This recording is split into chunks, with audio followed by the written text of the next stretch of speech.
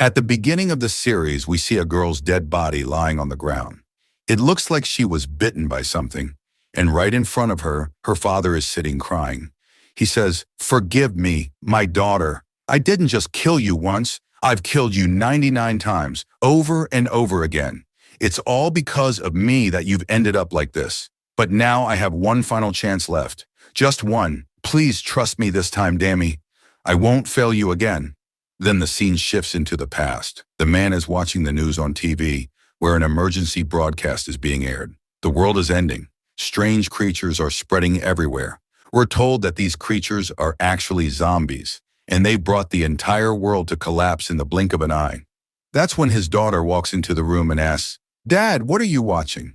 And in that very moment, the man decides they have to survive no matter what. But in the end, even though he manages to survive, his daughter gets bitten by a zombie and dies. And to him, his daughter was his whole world. With her gone, there's nothing left but darkness. He decides to hang himself, but just before he dies, the rope snaps, and right in front of him, a beautiful goddess appears. Compared to her, he looks so small, so powerless. The goddess says something, but we're not told what. Whatever she says, it gives him another chance.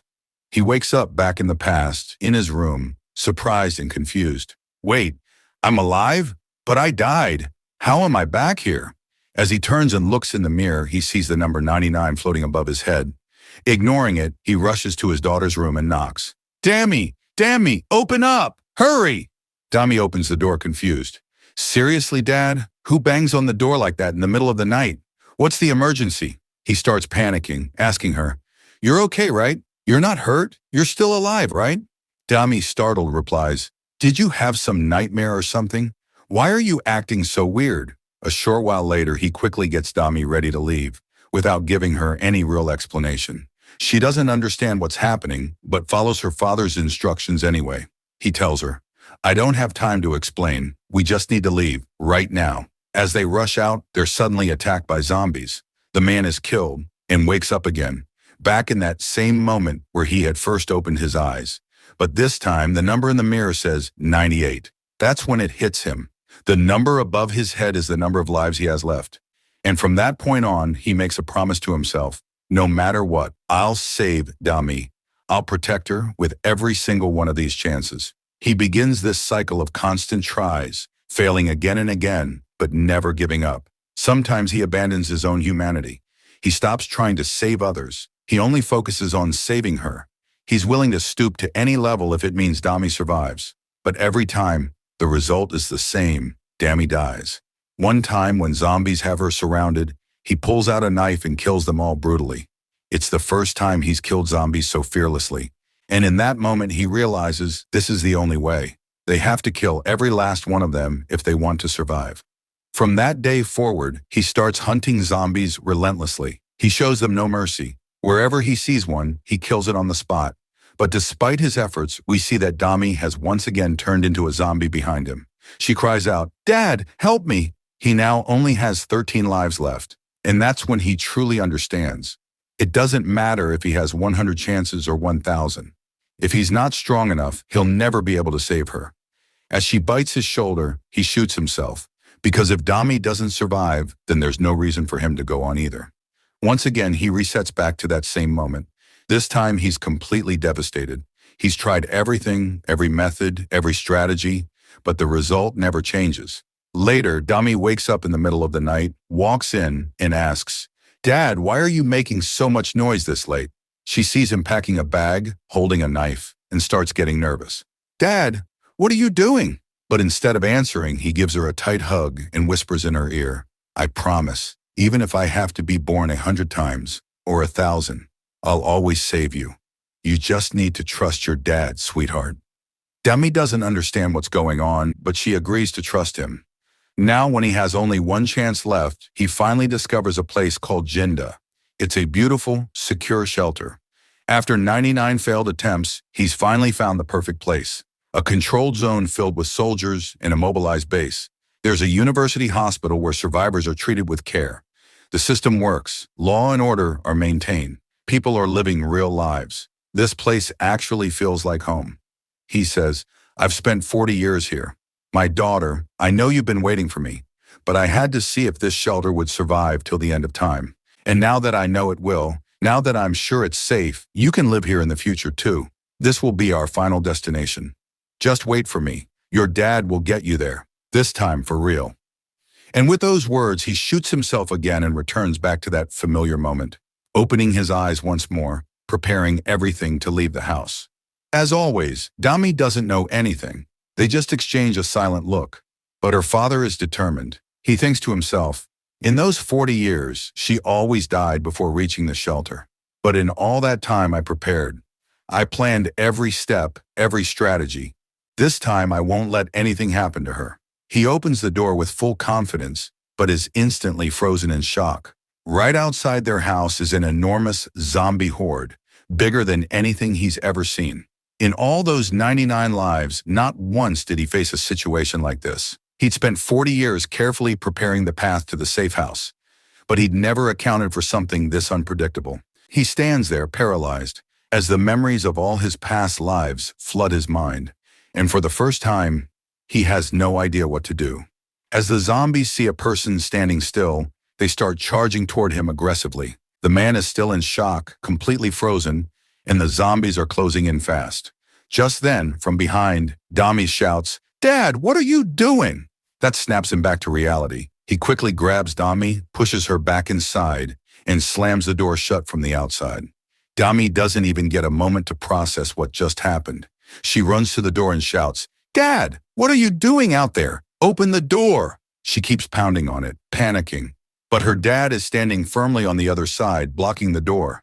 Meanwhile, the zombies reach him and begin biting him brutally from all directions. In that moment, he thinks, what could possibly be more painful for a father than watching his daughter die right in front of him? Nothing. He tells himself, I can endure this. I've seen my daughter die 99 times already. Compared to that, this pain is nothing. We see the zombies desperately trying to bite any inch of his body they can reach. And he remembers the day his daughter was born, how it felt like a light had entered his life, giving it new meaning. In the present moment, he calls out to Dami, "You don't have to cry. I'm right here. Your dad's going to protect you. Nothing's going to happen to you." And then he wonders, is this how it's going to end again, just like every other time? But this time he refuses to accept defeat. He slams his foot against the gate, using all his strength to block the horde of zombies. Some kind of energy begins to flow through his body, and he swears to himself, even if I have to go through this 1,000 times, 10,000 times, I'll never give up. Even if I die, my daughter will live. Fueled by pure rage, it seems like something awakens inside him. A strange ability. He pushes the zombies away with incredible force. But as they recover and come at him again, we see him grab one zombie and twist its head clean off. And he doesn't stop there. He starts crushing the rest with his bare hands. Then, one zombie bites his shoulder. He responds by biting it back, tearing it to pieces in a vicious frenzy. He's eliminating the zombies in a brutally relentless way. Some of them don't even realize they've been killed again. There are still a few zombies left, but now they're standing face to face with this man who looks like a bodybuilder, towering, terrifying. When he locks eyes with the horde for the first time, the zombies begin to tremble. They're scared, and he thinks, this is my 100th failure. Meanwhile, Dami, watching from inside, sees the gate slowly begin to open. Hope fills her eyes, and standing there is her father. He looks at her and thinks, no matter what, I won't give up. Don't worry, Dami. Even if I'm no longer human, I'll keep protecting you. Till the end. We see that this man has completely changed. He looks at her and asks the same question. Are you okay, sweetheart? And finally, we learn his name, Rumen. From here, the scene shifts to a mart in the Mipo district of Seoul. A soldier stands outside, furious, staring at a bizarre scene in front of him. He yells, "Who the hell are you people? There are zombies roaming everywhere. How the hell did you make it this far alive?" There's silence. No one replies, and that only makes him angrier. "Say something, damn it, or I'll assume you're zombies and blow your heads off myself." We then see it's none other than Rumen and his daughter. But even now, Rumen says nothing. The soldier's irritation grows. Don't tell me you're some kind of celebrity I've never heard of. And what's with the sunglasses, huh? That's seriously pissing me off. At that moment, a female soldier, clearly higher in rank, steps forward and says, "Stand down, I'll handle this."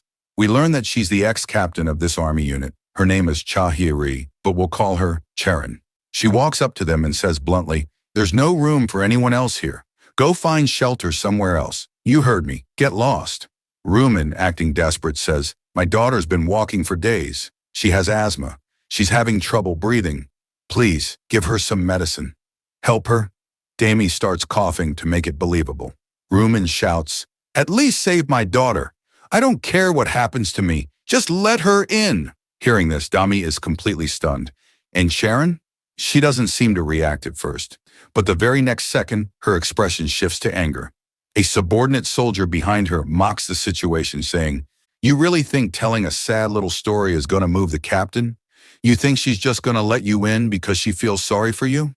But we can see it has affected her. Tears run down her face from both her eyes and nose. She finally agrees. "Let them in, but don't get any ideas. I'm only letting you in because we're short on manpower. You'll be working for us." One of the soldiers jokes, Captain, maybe wipe your nose first." Then he tries convincing her again. "Are you sure we should let these people in?" Rumen just stands there thinking, "Sharon, you haven't changed a bit." He tells us that Captain Sharon is a retired soldier who helped establish this defense zone with a small group of survivors. She runs the entire supermarket-turned-shelter. As for her personality, cold-blooded, like a snake. But if someone makes a real parental sacrifice in front of her, she can't help but get emotional. Meanwhile, Demi is furious with her father. "Dad, why would you come up with a plan like that? One where they take me and you stay out. If you ever try anything like that again, I want a proper explanation." Right then, a soldier walks over and says, "Come with me." Dami starts acting again, coughing harder this time to make it seem like she's really sick. Her dad holds her up and thinks to himself, her mental strength is deteriorating day by day. She hasn't had any real rest in a long time. She needs to recover soon, or things could get dangerous for her. He considers two possible reasons for her condition. The first, an incident that happened about a week ago. He can understand that. But the second issue is more complex. He's been bitten by zombies, but hasn't turned. Instead, he's become far more powerful. And this body he's in, it looks like his, but it isn't exactly his. After that transfer, is it possible I've completely turned into a zombie? The MC explains that if you want to survive in the early stages of this zombie world, you need to have abundant supplies. And the A-Mart is packed with everything you need. In fact, it's the only base in this entire area where the soldiers maintain solid control and we're actively protecting the people. He looks over at a nearby building and notices it has completely collapsed, something that never happened in his previous life. Surprised, he asks, "What happened to that side building? It never collapsed before." A soldier responds sarcastically, "You talk like you've seen the future or something." Then he explains that 3 days ago, a massive horde of zombies attacked their base. To protect everyone, the captain lured all the zombies into that building by herself. After that, they rigged the entire structure with explosives and blew it up, eliminating every single zombie in one shot. It was a huge success. After such a massive explosion, only a few zombies might have survived, and if they did, they were either really lucky or still trapped inside. But Rumen keeps staring at the ruins with a deadly look in his eyes. The soldier notices and says, "Why are you staring at that wreckage so hard? You think some zombies are going to crawl out of there?" Just then, behind that soldier, a huge, disgusting zombie appears out of nowhere. The soldier turns around and is completely stunned. What we see is a mutant zombie, giant, muscular, and extremely powerful. Within seconds, the mutant launches a vicious attack, destroying a large section of the area and nearly killing the soldier. Then it turns its attention to Captain Sharon. Using her agility, she dodges the attack, and as the other soldiers realize what's happening, they scramble into position. Sharon quickly regains control and yells, "All units, open fire!" The soldiers immediately begin shooting at the mutant zombie, but it only enrages the creature. It retaliates, killing 3 or 4 soldiers in brutal fashion. One of the remaining soldiers freezes in fear, completely unable to move. Sharon rushes in, saves him just in time, and slaps him across the face. "Get a grip! This is a critical situation. You should have run inside already." In her mind, she knows this is not like the attack from 3 days ago. This is no ordinary zombie. Then she spots the shelter and shouts, "Everyone, fall back into the mart!" As the team rushes toward the entrance, Rumen tries to stop Sharon, but she doesn't listen. Rumen turns around and sees his daughter. The moment he lays eyes on her, the protective father in him awakens. With fury in his heart, he turns around and charges at the mutant zombie, ready to punch it with everything he's got. Meanwhile, Sharon thinks to herself, all the other entrances are sealed. If we lure the zombie inside through the front gate, we can trap it and find its weak spot. Then we eliminate it. But as she gets to the gate, she's shocked. All the survivors are still gathered at the entrance when they should have already moved to the underground bunker in case of an emergency. Confused, she stops and orders, "Get these people out of here! I'll hold off the monster!" Then she looks back and doesn't see Dami's father anywhere. Suspicious, she turns to Dami and says, "Don't tell me your dad ditched you and ran off to save his own life?" Dami points toward the zombie and says, "Look over there." Sharon turns and is stunned. Rumen is standing face to face with the mutant zombie, hammering its head with bare-handed punches, one after another, until the entire skull is crushed. The scene is so intense that everyone, including the soldiers and survivors, is frozen in horror. Some parents even cover their children's eyes. After taking down the mutant, Rumen starts walking back toward Sharon. He looks at her and says, "I'm sorry. I broke the promise I made to your father. I just got scared. I was terrified that my daughter might get hurt." Sharon points a gun at him and asks, "What, exactly, are you?" Rumen removes his sunglasses and replies, "My name is Rumen." Watching this, Dami silently panics. "Stupid dad. If you tell them the truth, they'll try to kill you." Then Rumen speaks again. "I'm Dami's father, and I'm a zombie expert." Sharon raises an eyebrow. "Zombie expert? What's that supposed to mean?" "Roll," Rumen explains. "When the outbreak started, my job was to analyze the zombies, figure out their weaknesses so people could survive. Luckily for all of you, I'm still useful, and I'm willing to work with your team moving forward." Sharon seems pleased. "Oh, is that so?" But in the very next moment, she presses a blade to his neck and says, "You really think I'm that stupid?" Dami starts to get nervous. "You took down a zombie immune to bullets with your bare hands, and your eyes? They're red, just like a zombie's. Now tell me the truth. Are you even human?" Rumen replies calmly, "Those guns you used, they were actually pretty effective." Sharon narrows her eyes. "What's that supposed to mean?" He continues, "The bullets weakened the zombie. That's what allowed me to land the final blow. That creature was called an eater. It's a type of mutant that forms when two or more zombies fuse together. They keep merging with more and more zombies, growing bigger and stronger by the minute. Their defense becomes incredibly tough, which is why your bullets didn't seem to work. But it was those bullets that actually softened it up. Its weakest point is the jaw." Rumen thinks to himself, "Technically, I didn't lie. If you smash the jaw with a strong enough hammer, and you got the strength to do it, you can definitely take one down." Then the captain asks again, "What about your eyes?" Rumen responds, "Actually, that's a genetic condition. I have low melanin levels in my body. That's why the color looks this way. And honestly, whenever someone stares at me like that, it makes me feel really uncomfortable. So tell me, do I look like a zombie to you?" She still clearly suspects him, but doesn't have any proof. So she can't act on it. That's when Dami steps in and tries to calm her down. The captain starts thinking, if he really was a zombie, he would have never protected his daughter. Zombies don't protect their own. Eventually, she allows them to stay, but not without a warning. "All right, Mr. Expert, but know this, I'm keeping a close eye on you." With that, she walks off. But on her way inside, she spots 3 of her fallen soldiers and feels a wave of disappointment. Just then, 2 more soldiers walk in. Furious, she kicks one of them in the leg, dropping him to his knees.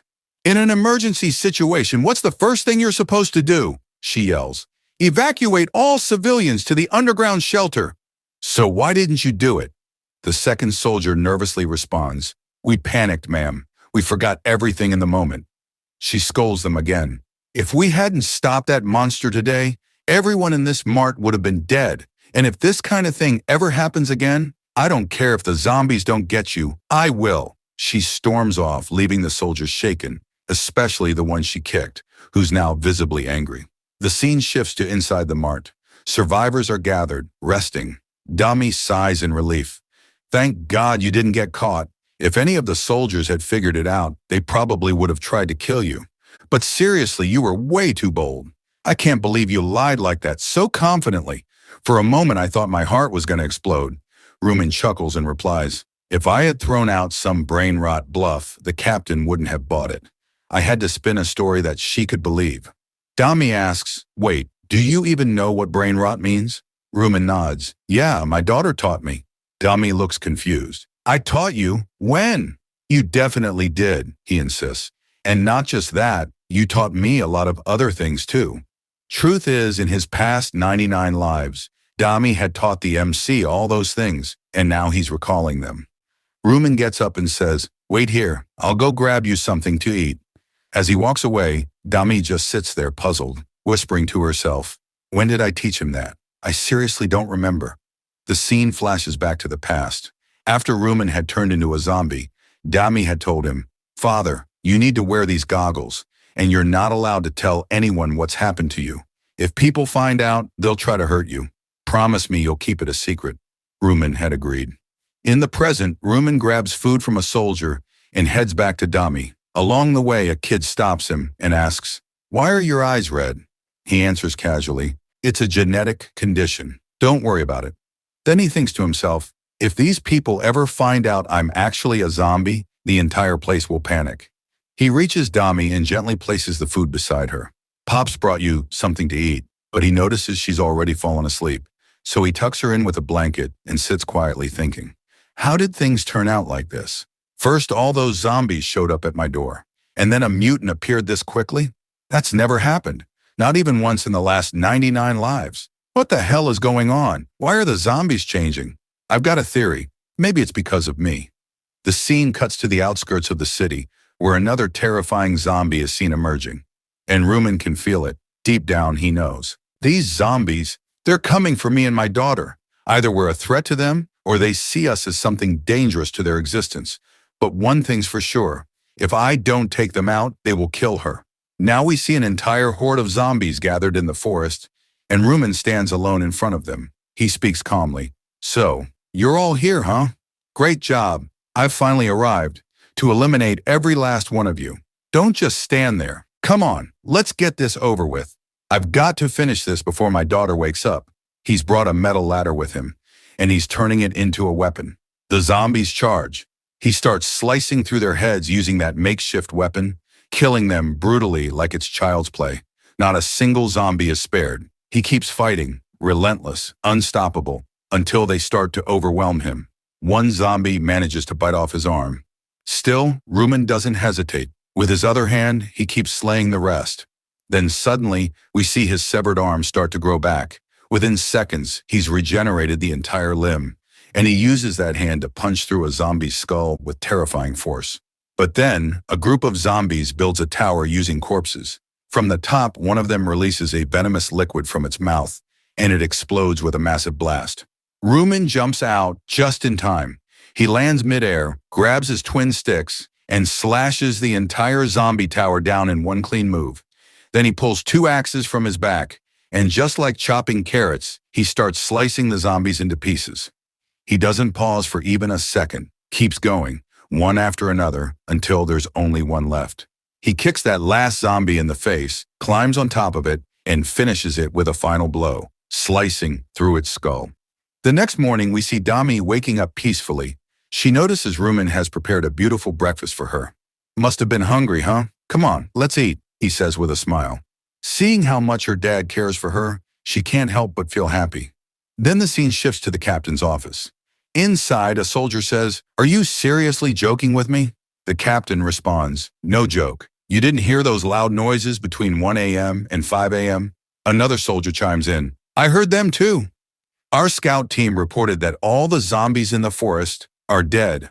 There isn't a single zombie left anywhere in the city. After hearing this, the captain gets visibly irritated and says, "How is that even possible? Are you saying all the zombies fought each other to death?" The soldier replies, "Honestly, I didn't believe it myself, so I went there to check with my own eyes. And yeah, I saw it for real." The captain starts thinking, how could all the zombies in the city be wiped out in just 4 hours? What's really going on here? Her eyes land on a phone nearby, and an idea sparks in her mind. This might actually be a good opportunity for me. She immediately orders the soldier, "Gather everyone. We're leaving now and starting a new operation." Then we see a civilian standing outside the mall. He looks around and says, "It's true. There's not a single zombie in sight. It's like they all vanished overnight. Another woman starts shouting excitedly. It's clear! I overheard the soldiers talking. There are no more zombies around. Everyone starts cheering, feeling relieved and happy that they're finally safe. Dami turns to her father and asks, Dad, are the zombies really all gone? Rumen gently places a helmet on her head and says, Dami, listen to me carefully. No matter what happens, don't take this helmet off. Not under any circumstance, even if we have to leave this place. She looks surprised. Leave? Why would we leave? That's when the captain and her team walk up. Speaking through a loudspeaker, she says, Good morning, everyone. I've gathered you all here because we've confirmed that all zombies in the nearby area have been completely wiped out. The crowd starts murmuring excitedly, feeling like they've been saved. But then she continues, We still have to evacuate, leaving this place immediately. People start getting confused and frustrated. Has she lost her mind? One man mutters. Why leave when there are no zombies left? This place is safe now.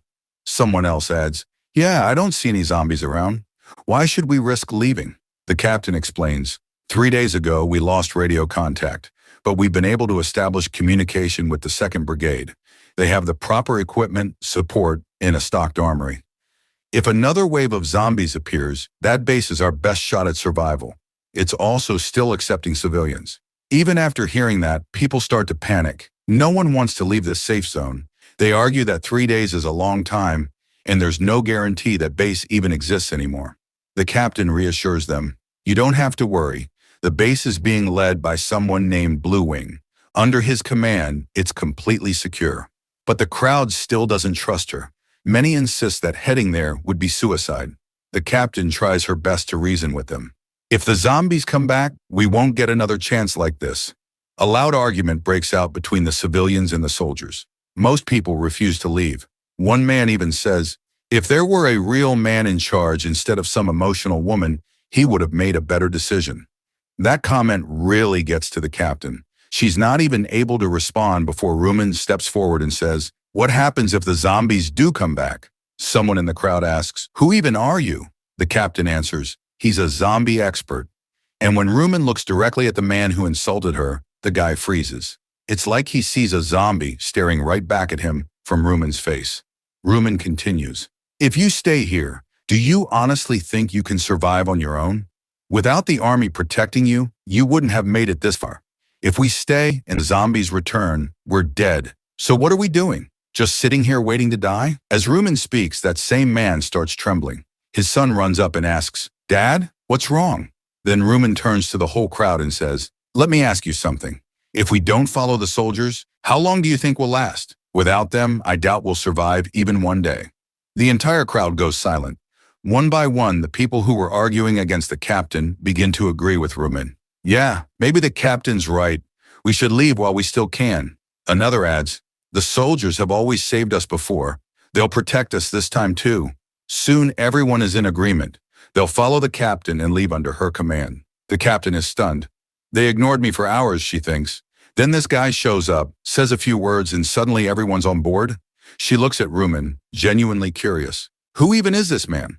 Rumen smirks and says, It's okay, Captain. No need to thank me. She replies, I wasn't planning on it. In his mind, Rumen thinks, Negotiation skills like this have saved my life more times than I can count.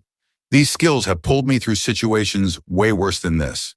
Then he looks at the captain and says, Honestly, I'm just trying to protect myself and my daughter. So if there ever comes a time where I need your help, or you need mine, I think we'll be able to work together. The captain feels a new sense of determination. She announces, We begin the operation immediately. I, Captain Sharon, promise to get every single one of you out of here alive. I'll give it everything I've got to protect you. The scene shifts. We see a long convoy of vehicles rolling out of the city. Civilians are in the middle buses, with military vehicles leading in front and covering the rear.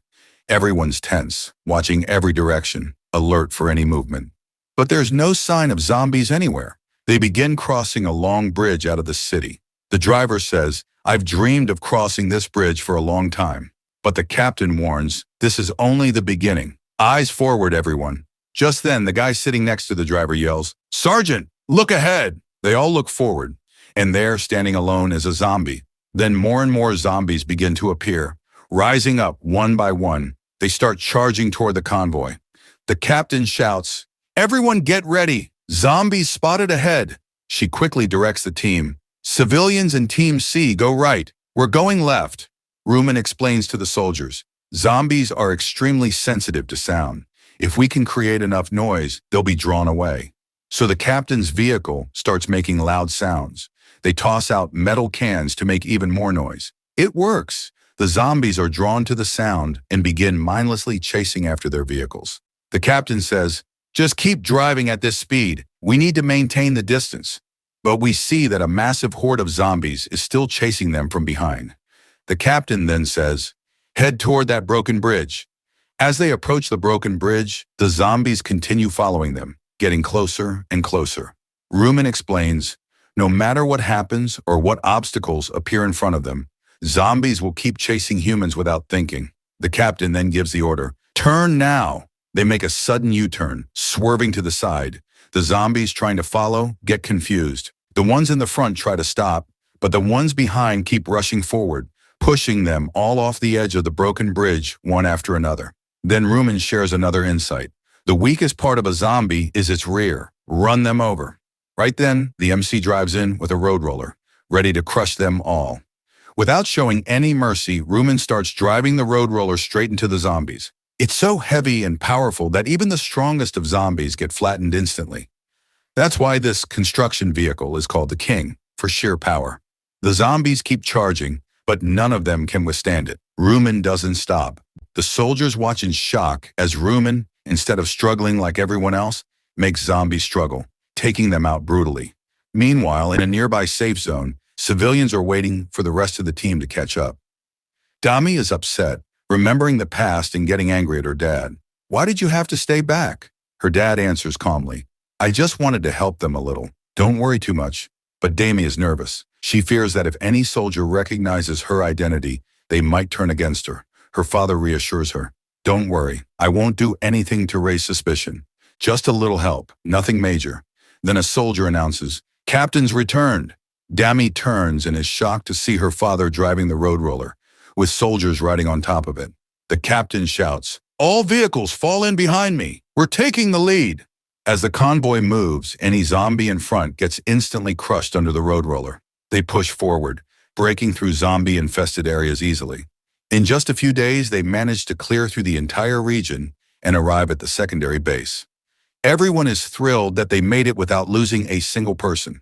Rumen says, "This is a checkpoint held under strong leadership and excellent defense. Before reaching a fully safe zone, this is the strongest checkpoint you'll come across." They had traveled for 8 straight days, a record-breaking pace. But even then, Rumen can't afford to relax. He knows in a world like this, letting your guard down even once could cost you everything. Especially with Dami, any slip-up could put them both at risk. He thinks the real battle starts now. A soldier sitting nearby says, "Mr. Expert, you're amazing. Honestly, I thought your plan was total garbage, but you ended up saving all of us." Another soldier adds, "We actually had one of those rollers too, but none of us dared to use it. We didn't know how. Were you a construction worker or instructor before all this?" Rumen replies, "Nope, I just learned how to use it. I've picked up more than one skill over the years, and it's always paid off. I'm glad it helped this time too." The captain also thanks him, and Rumen teases her, "Sorry, what was that? I didn't catch what you said, Captain." She laughs and fires back, "Oh, shut up. I wasn't talking to you." Then we see 2 soldiers approaching from the front of the base. They salute and say, "Just as expected, you made it." The captain asks, "Do you know me?" The soldier replies, "We were informed by the colonel himself. He said you'd arrive today." The captain's surprised. "The colonel personally said that? And guess we'd be here today?" The soldier continues, "He described you too. Said a stubborn female officer would show up, and if we didn't let her in, she'd raise hell." All the captain's soldiers start laughing, and she shoots them a sharp look. She asks, "Where's the colonel now?" The soldier responds, "He's at the rear gate." Meanwhile, Dami is yelling at her dad for the way he behaved earlier. The captain overhears and asks, "Wait, rear gate? Are there zombies there? What's the colonel doing there? Did he go alone? Does he have backup?" The soldier hesitates and says, "No." The captain frowns. Does he still think he's young? This could be way too dangerous for him. The soldier, still uneasy, replies, "It's not like that." But deep down he knows the colonel is a monster in his own right. Then we cut to the rear gate. Soldiers in a watchtower keep an eye out and check their watches. One says, 35 minutes and 25 seconds. That's a new record, Colonel. We see the colonel standing outside the gate, surrounded by zombie corpses. He says with a grin, "I've always preferred the axe over a gun. It just feels more satisfying." He's clearly enjoying himself, having slaughtered dozens of zombies solo. The soldiers, however, are worried. "Sir, you really should be using a gun. What if one of them bites you?" The colonel says, "You really think these trash-level zombies can fight me? Once you reach my level, you can instantly tell just by looking at someone whether they're capable of fighting you or not." He adds, "And honestly, you guys can't help me. You're completely useless. You've got no skills. If you had come out here, you would have just gotten in my way." Hearing this, the two soldiers look down, visibly disappointed. "Wow," one mutters, "he just roasted us to our faces." "Yeah, it hurts, but he's not wrong." The colonel then stretches a bit and says, "Dang, my lower back is acting up. They were right. Once you hit a certain age, all your joints start aching." Just then, a zombie they thought was dead suddenly jerks back to life behind him. The colonel turns around and says, "Oh, so you're still alive, huh?" The zombie lunges at him, but before the colonel can strike, a massive road roller flattens the zombie in a second. The two soldiers are stunned. "Who the hell is this guy?" The colonel also freezes, staring at the road roller, eyes wide. Just moments earlier, he was talking about how he could gauge someone's strength just by looking, and now, staring at the man driving the roller, he sees something terrifying. He sees his own death. Then the man steps out. "My name is Rumen. I came here with Captain Sharon. I heard there were zombies in this area, so I came to help." But the colonel doesn't listen. He rushes towards Rumen with his axe raised for a deadly attack. The soldiers freak out. "What the hell? Has the colonel lost it? He's attacking a civilian?" But what happens next shocks them even more. Rumen catches the colonel's axe with his bare hand. Seeing this, the colonel yells to his men, "Sound the red alert, now! Call in every elite fighter we've got. That guy, he's a monster."